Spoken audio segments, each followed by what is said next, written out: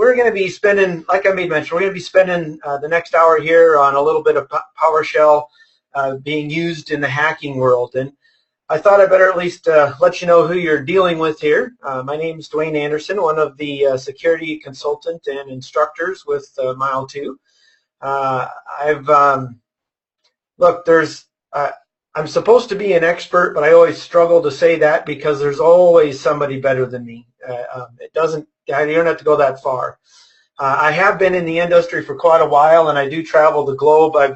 I've actually offered training and or consulting in 35 different countries around the globe, so I have quite a bit of global experience there. And I'm going to share a little bit about some of the experiences as we go through here, some of the things that I do see out there in the world. And I've worked with anything from large governments to banks to small businesses. So I've got a wide range of everything in between. Some are really, really good and fun, and others aren't so much good and fun. It just kind of depends upon. All right, so I do spend a lot of my time in virtualization and cloud. Now, why does that matter? Well, it doesn't matter a whole lot other than the fact that I just wanted you guys to know that a fair bit of my experience is going to be off of virtual machines, good, bad, or otherwise. So we're all good there. Okay. So what are we covering and why does it matter? So first of all, we're going to take a few minutes and talk about what PowerShell is, and I mean just a few minutes. I am not going to bore you to death with a 2-hour discussion on what PowerShell is and what it can do for you. That's not what we're here to do. We're going to get you into the meat of it here fairly quickly. We're also going to talk about why we care.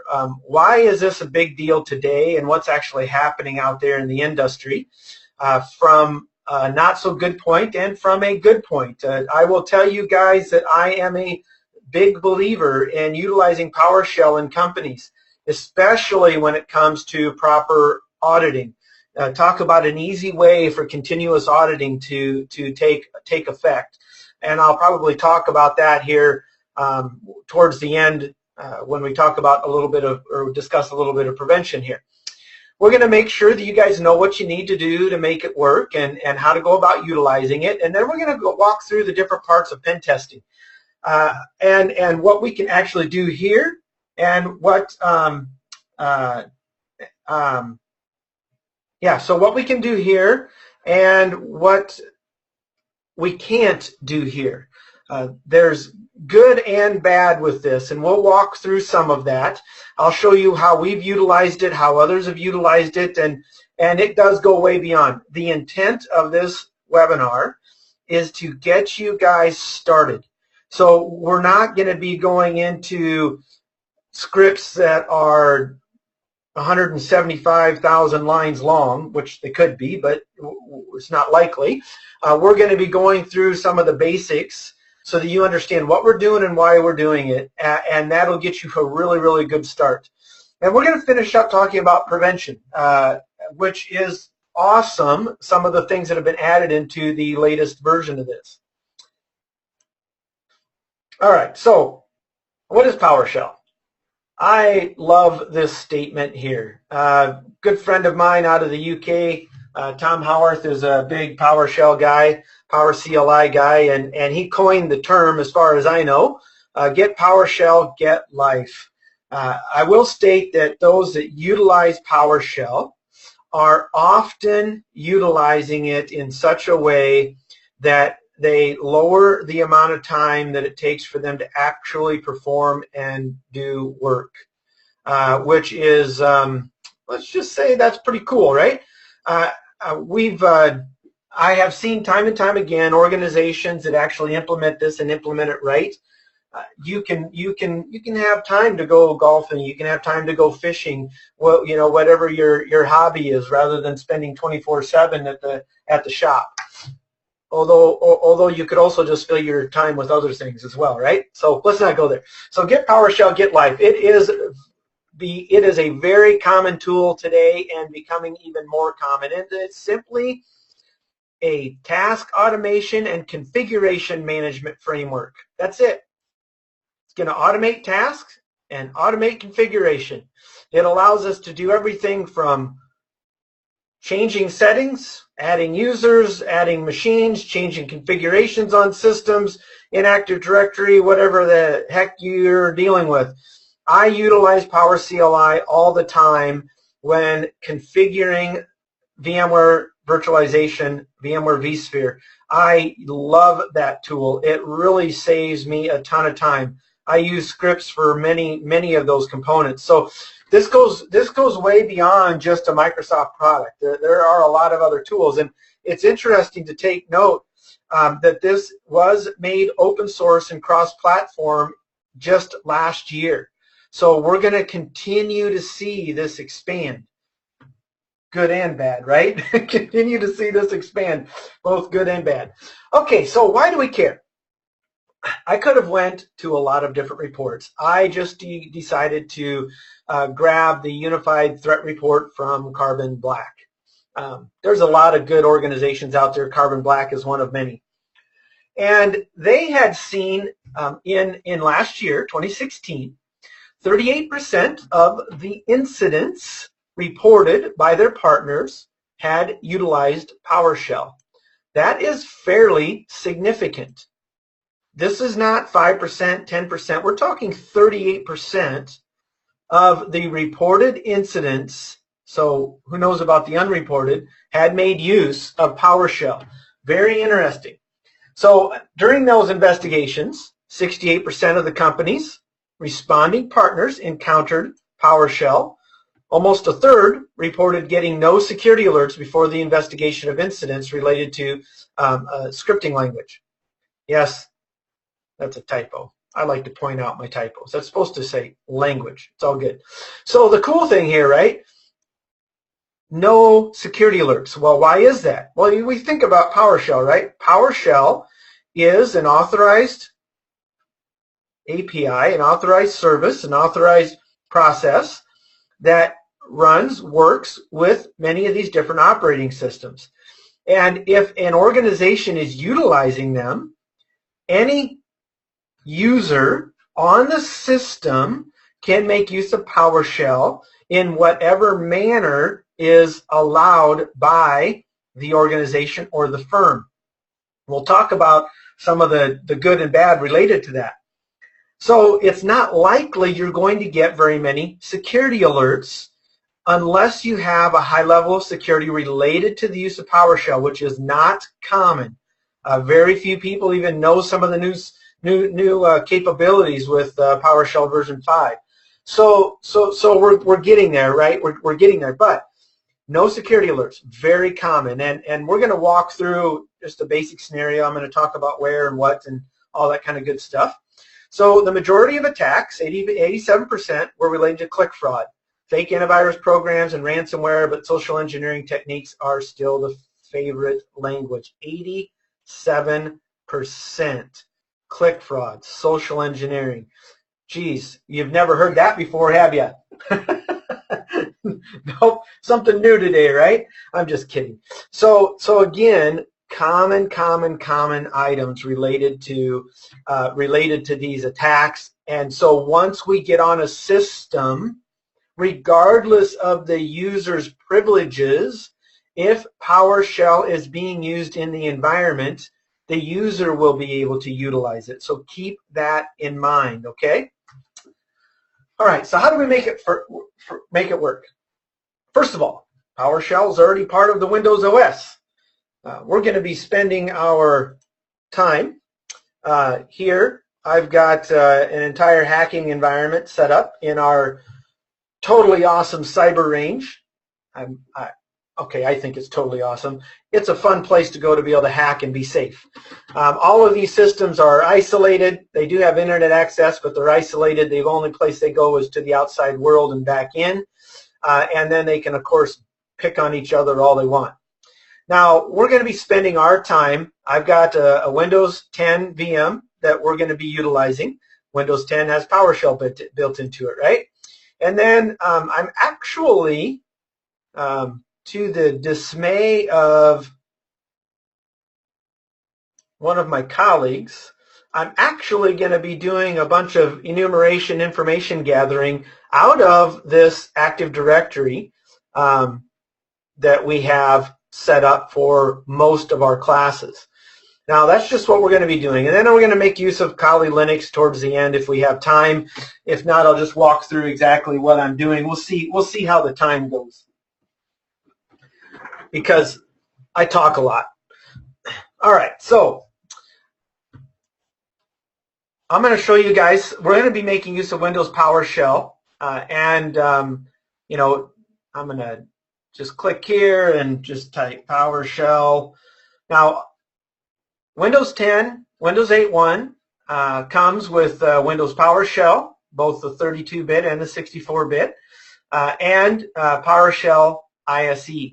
Now, I like PowerShell ISE only because I can run multiple different programs all in one. I'm not a big guy making use of functions. I'll talk about that later on. You can write your own little program script as a function that you can run from command line, you know, with a dot, backslash, and away you go. I think that's right. I always get the backslash and forward slash mixed up, but you know, once you make a mistake once, you figure it out. So that's where we're going to be spending our time here as we go through this. So it's all built in. That's always good, right? We love the fact that it's built in. You need a user account. Now, one of the things that's a little dangerous about PowerShell, in my opinion, is that you do not have to have administrative rights to make use of PowerShell. A user can make use of PowerShell if it is set up to work. Now, there's going to be restrictions on PowerShell based upon whatever security, if any security mechanisms you have in place, and we'll finish up talking a little bit about them at the end of the session. Now, this is important. So if me as a hacker is going to make use of any scripts, we're going to need to either utilize remote signed or unrestricted. And we'll go through, I've got that in the next slide, but I'm just going to talk a little bit about that. There is, you can allow none, no scripting. You can allow all signed scripts, meaning they're going to be signed based upon a certificate or a signature mechanism that you guys utilize. You can use remote sign, meaning that they can be scripts that are signed by any place that can be verified.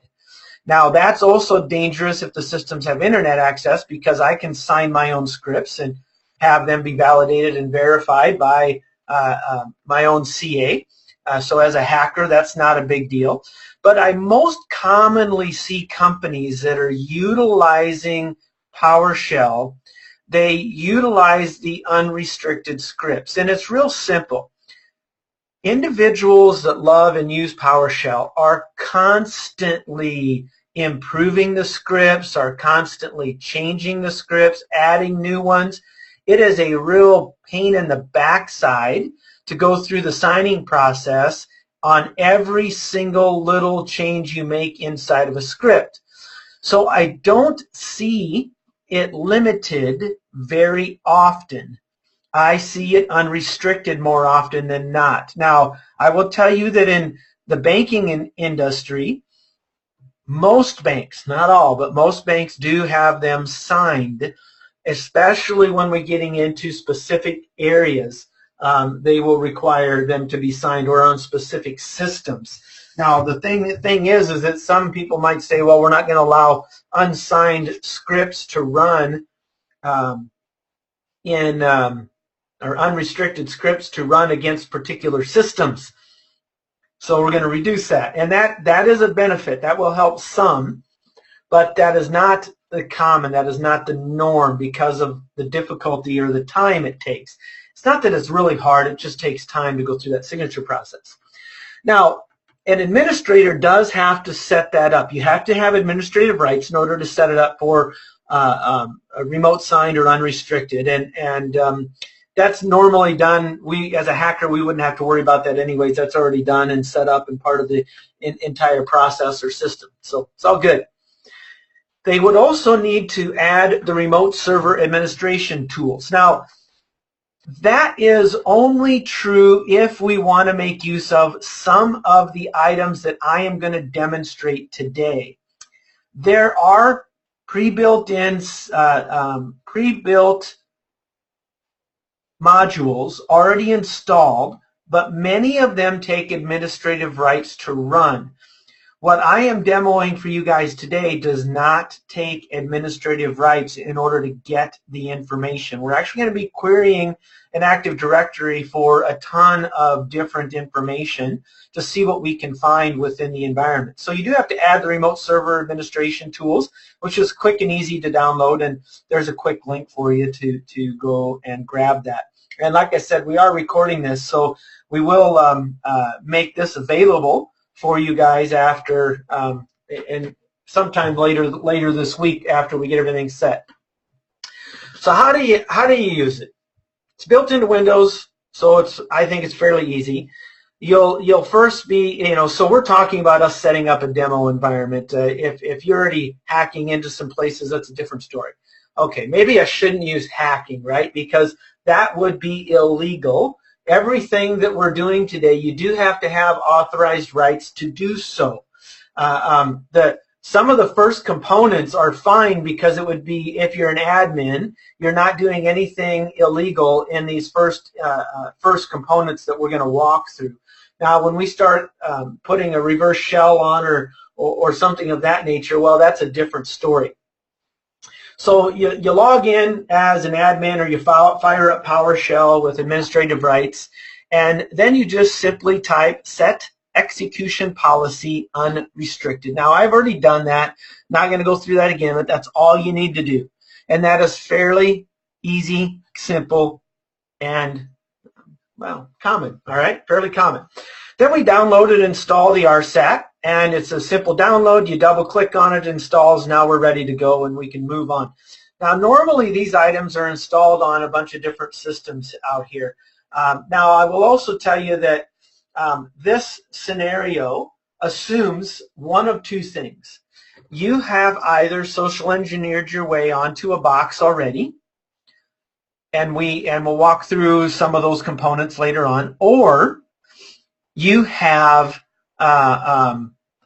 or you are an employee with general user rights on the inside, and you've got a grudge, so you're wanting to do some damage to the company, or maybe you're a salesman and you want access to certain data that you can't get access to before you leave, or maybe you were a victim of a client-side attack utilizing clickjacking of some type, right? So there's a lot of different options out there, but we are going to need, because you're not gonna run PowerShell from home to a system that you don't have access to. That's obviously not going to happen. So we're talking about inside of an organization first. You got to be inside the organization first. And then we need to understand some scripting variables, and we're going to go through some of them here in a moment. So we're going to walk through different parts of the pen testing here. So first of all, can we do information gathering? Well, yeah, but for what we're doing, it's an absolute waste of time. We don't need to mess with it, okay? We're just going to go right down to enumeration. We don't need to do scanning. We don't need to reach out and touch the system, because as a general user, you have rights to query Active Directory. And you can query Active Directory for a ton of information. That is what is really cool. So we're going to be spending our time on enumeration. We're going to demo a simple attack that, as an insider, is actually pretty darn easy to do. And we'll discuss leaving a backdoor. If I get to demoing it, we will. Otherwise, I'll at least explain it. And we'll clear some event logs for the fun of it and all that kind of good stuff, right? So, are we having fun yet? So we're going to go through and do some enumeration. Now, first thing we have to understand is get statements. Get is just that. We are asking for information. We are querying something to gain a little bit of information. When it comes to Active Directory, any user can query the AD for said information. It's not quite the same when we're dealing with other systems that we may or may not have access to remotely. If we don't have rights to be on the box, we won't be able to query said box. And there's a few other things. For example, I cannot get event logs as a general user. I would have to be admin. Okay? So the get statements are very important to us, and we're going to gather a ton of information to be able to demo what a simple attack that we've done inside systems multiple times and had fairly decent success as we're learning more about it. Okay? All right. Next, get the AD user. All right, that makes sense. We're going to gather information about the Active Directory user. We're going to gather information about the computer. We can even talk about get service. Now, get service does require you to be an admin. All right, so we do have to be an admin in order to make that one happen. So before we even start getting the service, we've got to figure out how we can become an admin. All right, so what I want to do here is roll you guys through a few different options as we are and explain what's going on so you can kind of see what we can and cannot do here. All right, so I'm in my Windows 10 and I want to point out two things. I have two different Windows PowerShell ISC items open. This one, as you can see, in the upper left here, is being ran as an administrator. All right? So we're not going to utilize this one to start with. Okay, I am going to utilize a general user, and you know it's a general user because it does not say administrator in front of it. Okay? Now, a general user, as I made mention, you can see down at the bottom, I'm logged in as student 100. Woohoo! So I'm the 100th most important person in the company today, which is sad because there's only 10 of us. Come on, that was funny. I'm just messing around. It wasn't that funny. All right, so what we're going to do here is I got some different scenarios that I've laid out, and yes, I did just make it easy on myself by making it so I can copy and paste here. And I could just run the whole thing. This is a scripting tool, so I could just run all of these. I could comment some of them out and do what I needed to. We're going to start with getting user details, and that's what my plan is to kind of dig through this. So the first thing I want you to understand is we're running as a student 100, and I'm going to simply utilize the get AD user command. And the dash filter, I could filter by a lot of things, and I'll demo some of that. But we're going to get all of the details for every, well, not all the details, that's not true. We're going to actually get all users, and it'll return just a few details back here. So I'm going to press enter here, and I'm going to let it finish. And then we'll go take a look at what I've done here. So this bottom one, let's just look at this. So we can see the distinguished name for an account that's not mine, right? We can see that this is enabled. That's cool. The given name, service account, well, SRVACCT, right? Short for service account. Name, the object class, it is a user, okay? User. Now, scroll up here. I probably should just, I think I'll wait and do the another command another way because it'll take me too long to find what I want. We got our object, we got our SAM account name, our SID, and don't have a surname there, and user principal name. All right, cool. That's pretty normal stuff. I think you could have guessed most of that just being part of the organization, right? That sounds pretty normal.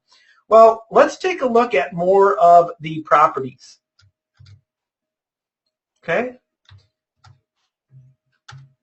All right, so we're going to look at all of the properties here for student 25, and then we're going to see if we can take a look at the same for the administrator account, okay? there is some good information in this, and there are a ton of properties here. This is not just a one-stop shop and a small, quick item here. All right, so here's student 25. So we have, if there's an expiration date on the account, when the account expires, you have to go look up those numbers because I can't tell you exactly what it means. I got to go look it up with Microsoft. It's all good.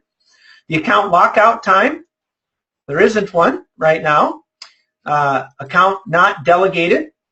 Okay, that's cool. Allow reversible password encryption. Now, this is an interesting one. And you'll see that we have one account that allows for reversible password encryption, but the user didn't set it up correctly, or the administrator. We'll discuss what's going on. This one's an interesting one because this actually lowers your level of encryption. This makes it easier for us to brute force, makes it easier for us to crack the encryption utilized because it is reversible.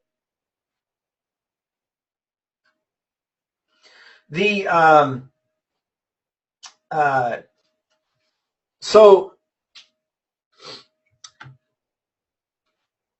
we like to look for allow reversible password encryption just because it can make it easier. There's also a tool called RVdump that you can download and run that you can actually dump the reversible password encryption in clear text.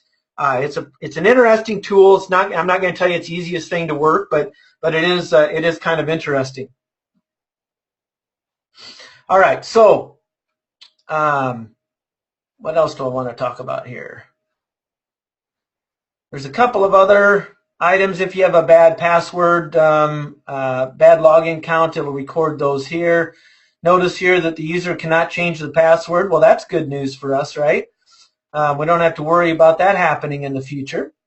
That's I always like looking for those things. What else might be interesting in here? Display name, all good.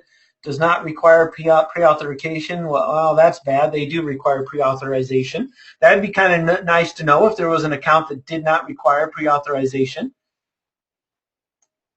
There's a couple of other items I was going to point out here if I get down to them. Whether or not they're locked out. Oh, that's good. They're not locked out. Last log off, bad password attempt. Last bad password attempt, at least it records those things. It's kind of interesting. MNS log on account. Not a big deal there. Let's see, what else did I want to talk about? I know there was something else that I wanted to point out. And it might come to me as I look down through here. Password's not expired, that's good. Last set, never expires is true. Password not required, I always like to look for those. In this case, that is false. I'd like that to be true, but that's not the case. All right, so let me see. Is there anything else here that I want?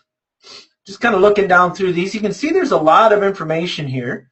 Whether or not it's trusted for delegation, trusted to auth for delegation, so not happening there. All right, I guess we're going to be good enough. So there's a lot of information here. So what I'm going to do now is we're going to roll through. Let's just do a quick up arrow here. And let's, instead of student 25, let's see if we can get that same information for administrator. All right, well, that's good to know.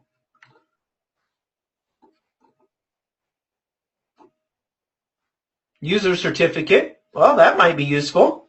Yeah, you want to be able to do some certificate injection, fake yourself as the user. That might be very useful for us. Let me see here. So you can see it's all the same details as to what we had seen before, which is good, right? I know what I wanted to look for. Just looking to see if it's trusted for delegation. It is not. Now, we can also just do a simple one. Instead of getting all the properties, we can just get the basic items for the administrator here. So we can see that it's enabled. It's still a user, yeah? SAM account name. So what we're getting at here is that even though I'm a normal user, I just gathered quite a bit of information related to, related to those components. Now,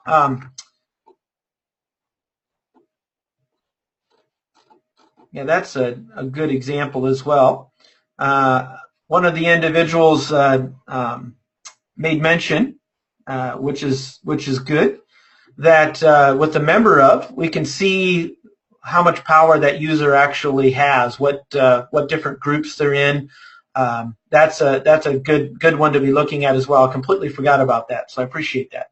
It's good stuff here, right? A lot of good information that we can gather from this. So let's go down through here and just talk about what's happening on these next items. So to get AD user, we can use this filter command, and we can filter for any of the properties that were listed in that long list to make our job easier. So we're going to take a look at and see if there's any users that have the password not required equal to true. Well, if there was one, that might be kind of nice, right? Oh, we got one. And of course, it's the guest account, and it is not enabled. So that's going to be a waste, right? But boy, that would have been awesome if we would have found someone that said password not required. We started thinking about different services that some companies have running, and the different service accounts.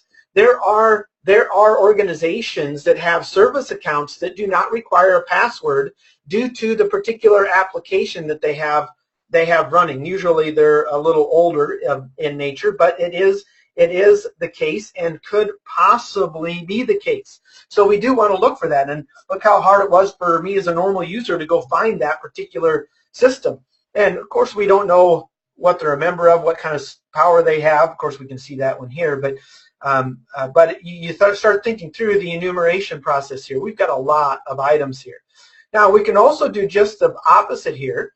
We can actually look at a particular user and validate its property to take a good look at that particular user. So what happens is when you run this particular command, we're going to get all of the normal items that we gather when you do a standard get AD user, but we're also going to add the property password not required. So notice it did come back, distinguished name, given name, all that stuff, but it also included the password not required set to true. But sadly, like I said, this one is enabled to be false. Well, I made mention that about this filtering. I made mention about the allow reversible password encryption. So let's go ahead and do a filter for that, shall we? I'm glad you guys are saying, yeah, Dwayne, let's do that. Let's test that.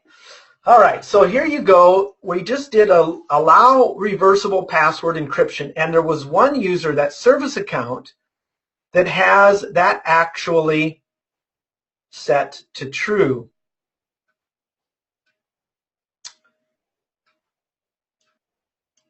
Now, that's interesting. Usually, oh, I just did a filter for it. Sorry, I did a filter for it. I was thinking about this bottom one here when it would actually pop that up. So that account must have the allow, because that's all we did is filter for it. So now I'm going to validate it utilizing this other one where we're actually searching for that particular property, and that's at the top, and that's set to true. So that's interesting, which means that this could be weaker authentication. Now, in order to verify or validate that, let's go see what the domain password policy is, and then I'll explain some of the various components here related to it. I'm just going to do a quick get domain password policy. Now, I want you to keep in mind that if there was more than one domain, we can connect to and provide specific domains in here. We only have one domain set up, so we're sticking with that one and utilizing it. But if there was more than one group, if you have custom password policies on particular groups, we can query that as well. That's not set up in this environment, so that's why we're sticking with what we have here. Okay, so we can see the complexity is enabled. Well, that's good news. The distinguished name, MWHA.local, that stands for Midwest Housing Association. Woohoo! All right. Lockout duration and observation window is 30 minutes. Now look at this one though. This is interesting. The lockout threshold. This is the default setting for Windows. So when it's set to 0, that means that we can have as many bad logins as we want. We are never going to be logged out. You set it to 1, you have 1 bad login, you will be out for 30 minutes. You set it to 3, you'll have up to 3 bad logins, then you'll be locked out for 30 minutes. But at 0, that means it is off. That means that there is no lockout threshold, which is really cool. Our maximum password age by default is 42 days, but we already saw that some of those accounts we're never required to change. Minimum password minimum password age is 7. The minimum password length is 7, but the age is 1 day. Object class, domain DNS, yay. We can password history count. They keep 24, but since we never changed it, it doesn't matter. But the bottom one, notice here, reversible encryption enabled. It is set to false. Now, in order for that user to actually work and function, he needs to fall under a password policy that would also be set to true. So usually when companies are making use of that, they will have a separate OU just for those users, and they'll have a custom domain password policy for that OU, for that organizational unit. And then that would be set to true, and then when you set the user to true, then it is saved. And I'm sharing that information because when you go to gather some passwords, when we go to enumerate some of these items, we could actually get that in clear text if it was set to allow reversible encryption, but that's not the case. So now, here is the key behind this, okay? Here is the key behind this.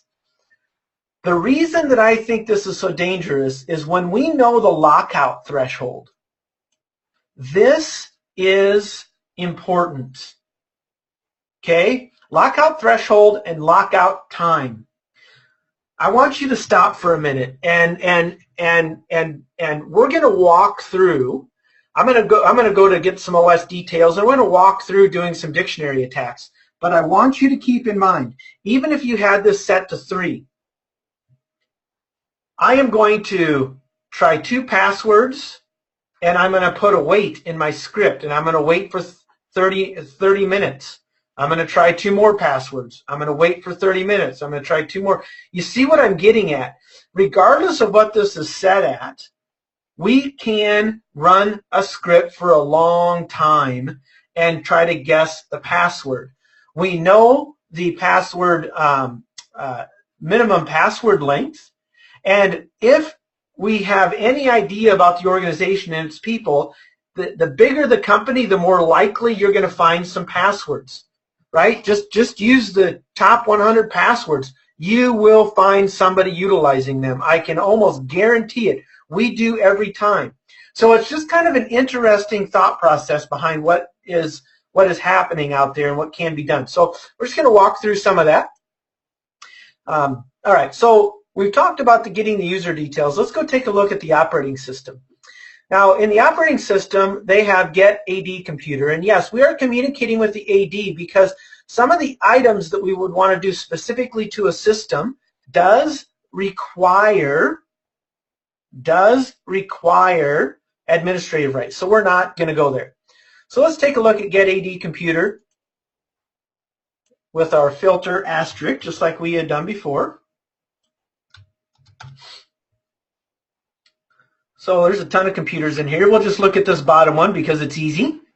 All right, so we got the distinguished name. It is enabled. The host name. It is a computer. Nothing special there. Let's go see what else we can find out. So let's take any of these systems. I don't know what system I want. Let's do VRA-1, shall we?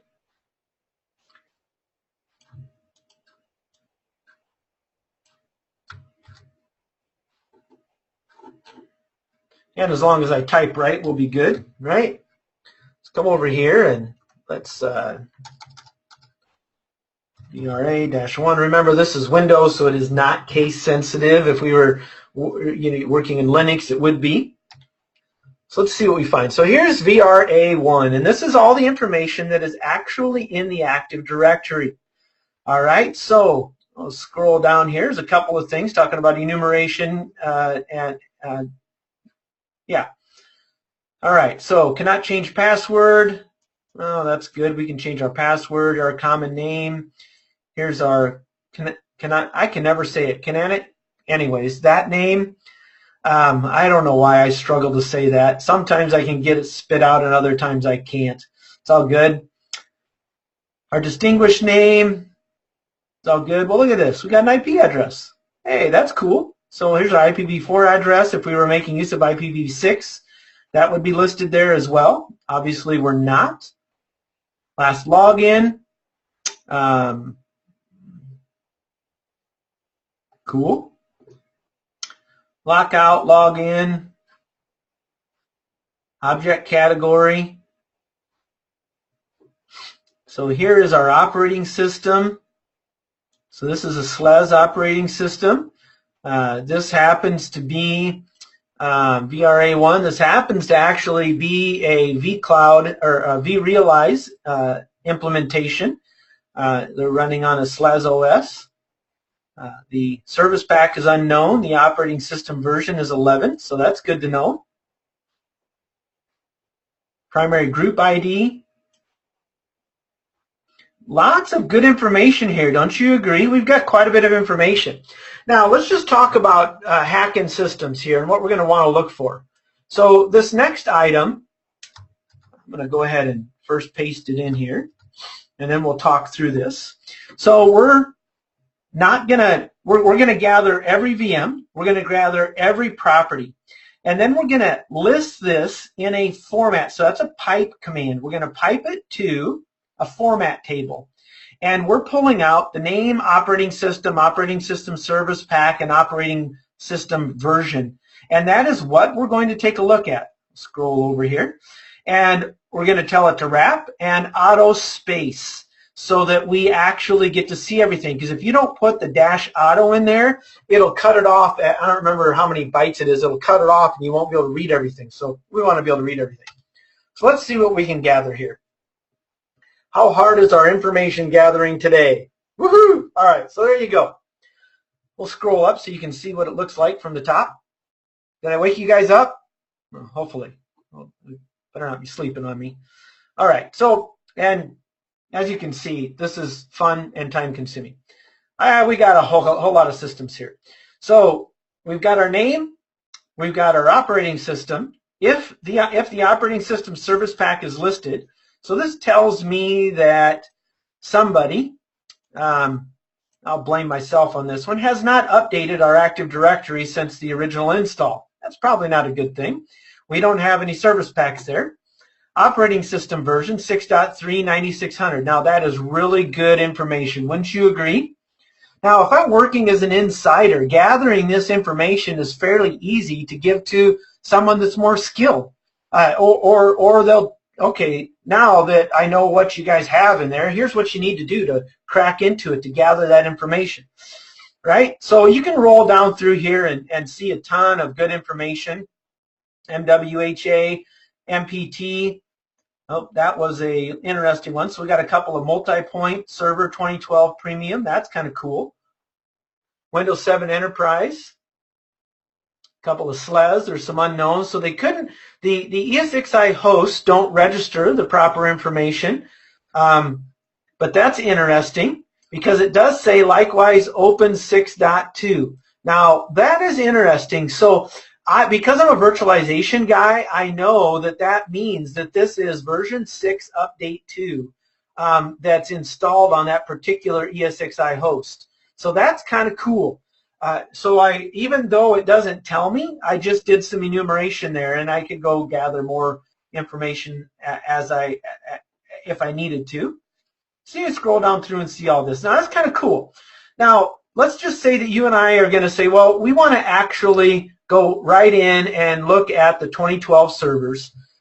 So what we're going to do now is we're going to simply do our filter for operating system equals to Windows Server 2012 R2 Data Center, and we're looking for properties, all of those properties that we had listed before, but we're only looking for that particular operating system.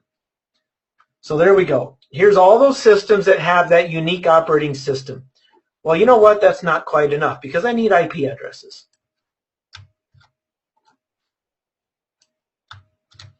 So let's just run another command. Here we go. Now is all the VMs, boom, away you go. Now, we can easily pipe this out. You can easily pipe this out to a file, right? So we could pipe this out to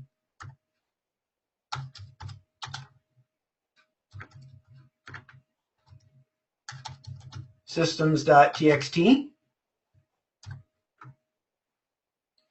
I could also use, I think I'm going to go with CSV. There we go. And you'll see here that I got to go back to this one. Now I've got a systems.csv file. Now I don't have Excel or any other type of spreadsheet installed here, but I could open in Word, and away we go. So you can see we can pipe that stuff out pretty easily as well. All right. So we got all of our operating systems. We kind of know where we want to go, but we're just a general user, and we need an administrator account now. And we can't run our get service command. We can't clear our logs because we don't have admin rights. So we're going to walk through a common method that's utilized for guessing passwords. Yeah, you got to love that, right? Okay, so I'm a general user. Keep that in mind. We have gathered all of this information from AD as a general user. Now, I do have a password file here that's just got 4 passwords in it. We could make this huge. Look, I don't want to spend hours going through this. You don't either. We can demonstrate what we're trying to do here. Okay, so what we're going to do is I've created a script. Now, the first thing I want to do is make sure that my users file is deleted. I'm going to delete this users file here, okay? All right, we'll come back to it, I promise.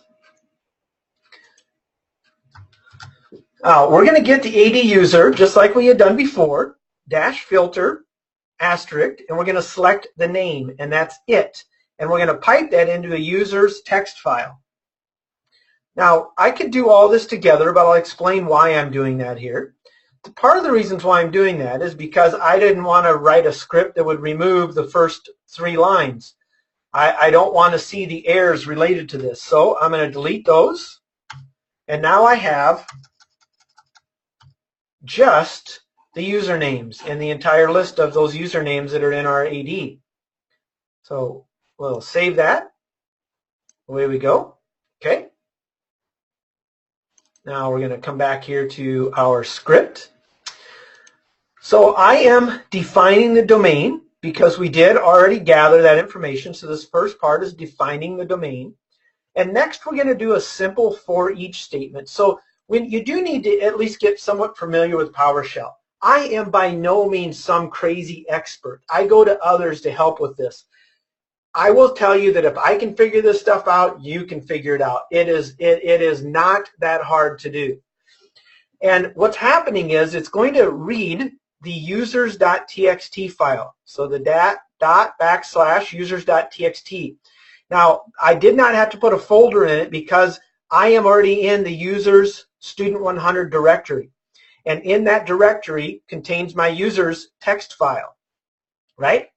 So we're going to look at that content. So it's going to look at every single item, and for every user, $user, in get contact, in that file, we are going to do the rest. So if there's 2 users, it's going to do this on 2 of them. If there's 100, it's going to do it on 100. If there are 2,544, it's going to perform it on 2,544. And next we are changing the user account. We're going to provide the variable $UN. What we're doing is we're making sure there is no spaces in the username. Remember, if it pulled in a space, made him, which I'm sure it did, if it pulled in a space after any of those names, that would error out when we go to do our password guessing, right? Our dictionary attack. So what we're doing is we're making sure that username has no spaces in it. So we're replacing the space with nothing. So we're just removing the space in the username, which we need to do. And then we're just going to print out on our screen that username so we can see who we're attacking. And then we're doing another for each statement. And you got to make sure you have these brackets before and after. And before and after, they got to be in there, otherwise it's not going to work very well. All right, so in this for each statement, now we are going to look at every password. So if we had 5,277 passwords in our password file, it would run through this for each statement for every user 5,277 times. And fortunately, there's no lockout on the users. So we don't even have to worry about time. We don't have to put a wait statement in here. Because normally we would do this twice, and then we would wait. So for every 3 times, for every third time, we would put a wait statement in here, and you can do a counter and set that up. It's not hard to do. It's another fairly simple process. All right. Now, this next items here, you would end up having, like me, I'm not an avid PowerShell user.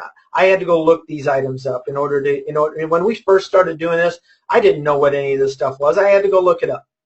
So I'm doing the exact same thing with the password, making sure there's no spaces in there on every single one of them. And then we are defining the system directory service account management context type as domain. We're going to be utilizing the domain for our account management context type. And then we're creating a new object within our Active Directory under account management, and we're utilizing a principal context format.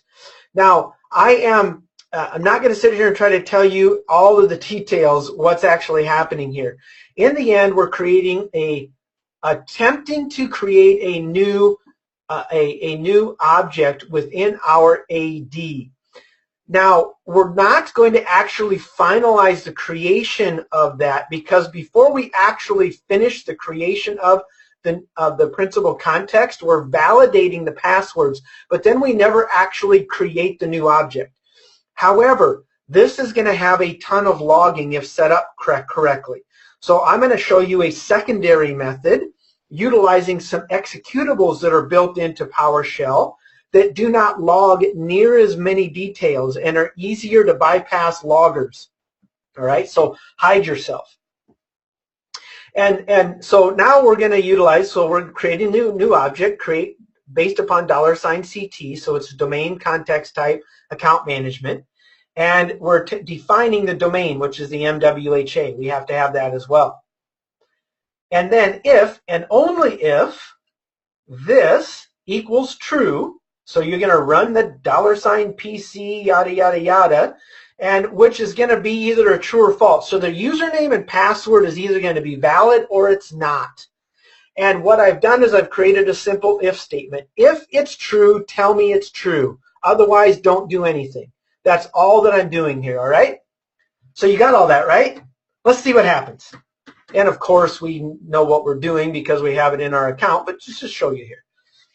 So, woohoo, we're testing every single account with all of the passwords in our password file, and only those accounts that have the password, that we have the correct password, does it respond. So now we know all of the different accounts and the user accounts and passwords. And one of the ones that's interesting is this one here, the administrator account. We now know the admin account. Woohoo!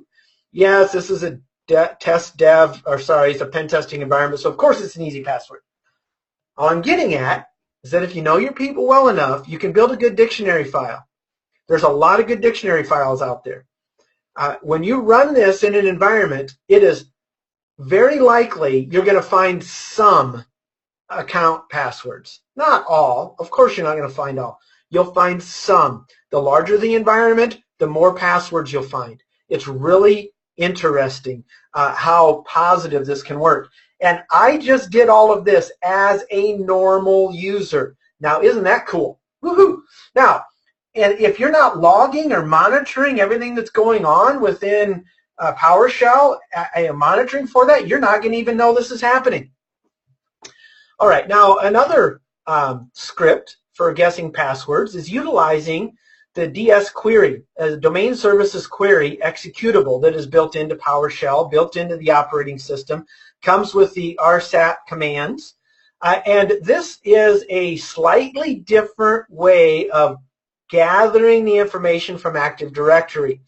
These executables are designed specifically to do a ton of different information for us related to gathering, changing, editing, whatever it is we want to do within AD. Now, this was actually designed before the AD commands I just demonstrated. Administrators have been utilizing these for quite some time. Now, we can do the same thing here on this DS query, outputting it to user.txt. Now, I'm going to go and delete my user.txt file now. Well, that's users. What did I name this one? No, still the same thing.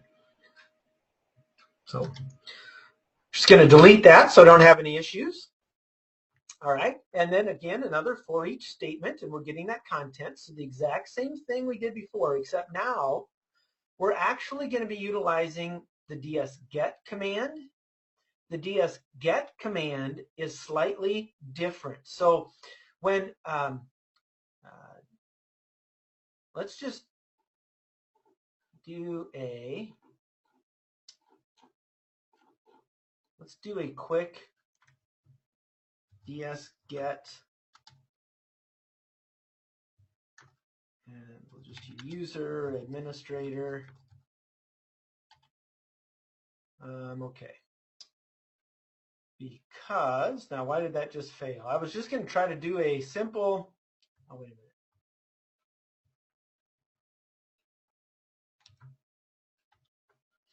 Still. Well, I don't have something quite right here. Don't you hate when that happens? Oh, I know. Need to tell it what I'm actually, did I type administrator right? Still don't have something right. Well, maybe I'll just run the command and make it show you. I went through all of this before and now my mind went blank on me. So typical components. Got the script run, did all of this ahead of time, one item at a time, and of course I'm going to have issues. The DS query is querying for the users on the local domain. And then we're going to utilize the ds-get command for a specific user, gathering the SAM ID.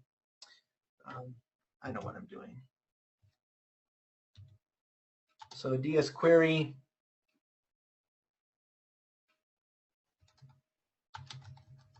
well, let's just do it this way.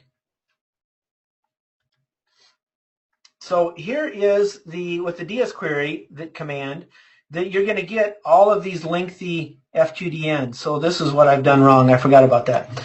So these are your domain names that are built into the environment. And ds-get is actually going to. So now if I do the, and that's what I was doing wrong. It doesn't. You have to have that name in order to make it work. Okay. So now with the ds-get command, we're going to be able to see the SAM ID, and this has 3 entries. Now, the reason I wanted to show you this, and I forgot to run the DS query first, I apologize. So the reason I wanted to show you this is so I could explain what was happening here. Now that we have the SAM ID actually produces 3 different results. And this is SAM ID is the first one, and that is 0. The actual name is 1, and the DS get succeeded is 2. So when we look at assigning a particular variable, we want only the username, student49. So we do not want 0 or 3, we just want number 1. And just like we did before, we're going to replace the spaces with a null. We're going to write out that SAM ID so that we can see what it is, and then for every password in the get content, so just like before, going through that same process, but now we're utilizing ds-get, which is not logged in PowerShell in the same manner. This is a different component. We're not trying to add any new objects. We're simply getting the user items and validating and verifying that they are who they are. Now what happens is that we're just going to null this out, so it's not going to produce any information, but we're going to be able to utilize the final code, which could be like an error code, the null code, true or false. And anything that produces a true, the $? is going to write out and give us the information. This is just a slightly different way of producing the exact same stuff. So here we go. And now it's testing. In this case, it tells us every account. Those that we guessed, it produces the password, and those that we didn't, it doesn't produce the password. Exact same manner, a little bit more stealthy than what we had before. Kind of cool, right? Yeah, woohoo! So here we are hacking away. Now, it's already past my hour. So what are we going to do here? Well, I'm going to show you a couple of different commands. First of all, getting OS details. Can we, now that we know administrative accounts, of course we can get services of any system that's actually up and running, right? So let's just see if we can run that quickly as the administrator. Well, let me see here. I think, there we go. We'll try it on a different computer name. And of course,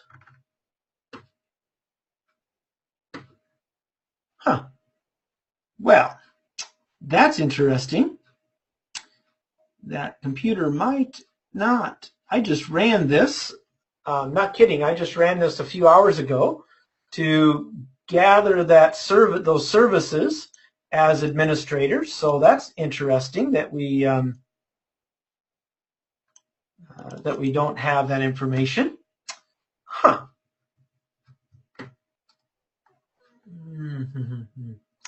Well, let's go ahead and isn't that interesting? So maybe I need to open this again as a try to get the event log for that system. See, it's not allowing us to run it all of a sudden. So I am going to actually close this off, and we're going to open a new one as administrator. Something has changed there. Maybe my session timed out.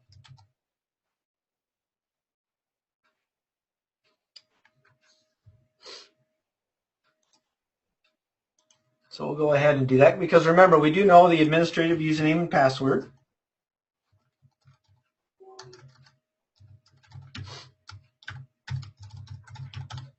Hopefully it was just a timeout session.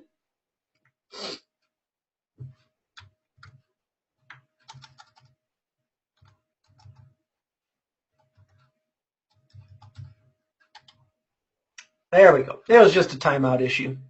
All right, so here we can see all of the services that are running on this particular system. Now, I just wanted to show you that now that we have that, boom, we can get that information. We're querying directly that particular VM. And we can also, I'll come back over to my normal session here and go to the event logs. Let's go ahead and see about getting event logs. And this is on an RDP session, a multi-point server. We're just going to gather that information quickly.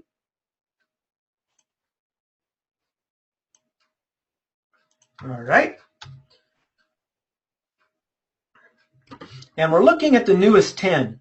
So here's the newest 10 security logs that have been in there in that particular time. So we take a look at at the time frame here, June 27th, 10:04, 10:04, 10:03.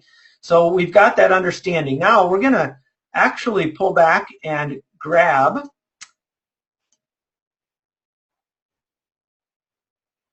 we're going to clear now these event logs and see what happens, shall we? Hiding our tracks. Gotta love that, right? All right, so it says that it finished because there was no errors. So let's see about getting those. Wow, look at that, 10:06 instead of 10:04. So you start seeing, okay, those quite interesting. Now we only have, and if an account was logged off, logged in.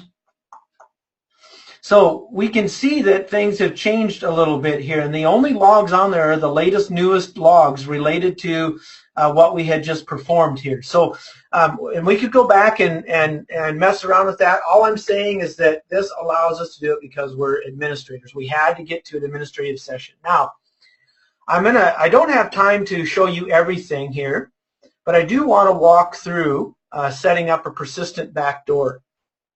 So enumeration, not a problem. We're doing all kinds of fun getting usernames and passwords without getting caught.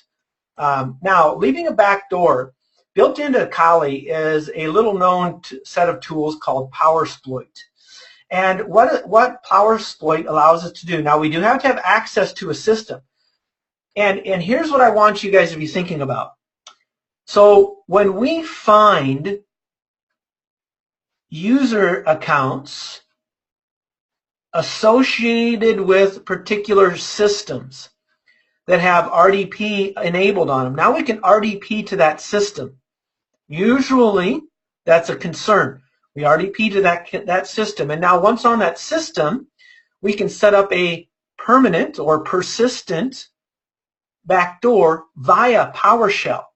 Now, what we're trying to do here is leverage an unauthorized user of PowerShell to inject in memory a backdoor attempting to bypass antivirus. Now, I'm going to show you guys the PowerSploit. PowerSploit is available in GitHub from PowerShell Mafia. They have antivirus bypass, code execution, exfiltration, setting up persistent systems. In other words, what will happen is you can actually migrate to a service that runs all the time and embed a DLL that will run with that service every time the system's either logged on to or turned on. So we get that particular component. Sometimes we can escalate our privileges there as well, and there's some additional reconnaissance that can be done. This is a really nice tool, and maybe in my next session, well, we do this actually in our class. So I was going to say maybe in the next session, but I'm planning on doing something else for the next session. But it's some good stuff here, and it's not hard to do. You use MSF Venom from Metasploit to create your package, upload it, download anything you need in memory. So we're running in memory, which can bypass antivirus. And we actually do antivirus bypass in our course, but I think in our next session, next month, we'll actually be doing an antivirus bypass session. So that's what we're going to try to do in our next session. We don't have the date or time yet. I'll get to that in a moment. Just be thinking, antivirus bypass is what's coming up. All right, so PowerShell Mafia with PowerSploit, some good stuff. All right, so how do we did the covering tracks here. Prevention. Sign all your scripts with X509 certificates and set the execution policy to all signed. That will prevent most of this from happening. They would have to be able to sign with your same certificates in order to run. That's going to be much more difficult to do. Only have the remote administration tools on your Bastion host. Only set it up on the systems that need it, period. Now, PowerShell version 5 has the ability to do script block logging. We can have system-wide transcripts. Any PowerShell scripts, single codes that's ran will those transcripts will be logged, every single one of them. So everything I did, even though I was an authorized user, would be logged so we can easily track down what the heck was going on. That's good. Now, they've also got something new where we can actually make use of App Locker to constrain the PowerShell usage. Now, this goes in even greater detail than utilizing signed scripts. That is a fairly new system as well, which is quite good.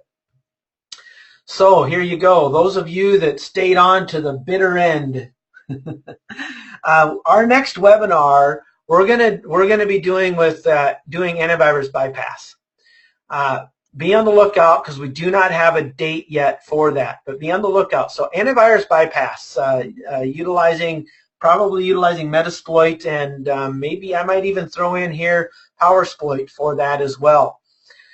Now, for those of you in the next webinar that stay to the end, will be in the running for a free seat to any of our online classes. Whether it's a pen testing class, a cloud security class, a virtualization security class, information security class, whatever it is you desire, that's the way it's going to be. So share with your friends, or maybe you don't share with your friends. Maybe don't share with anybody to keep your numbers down, or you tell your friends about it and tell them if they win they have to give it to you because you shared the information with them.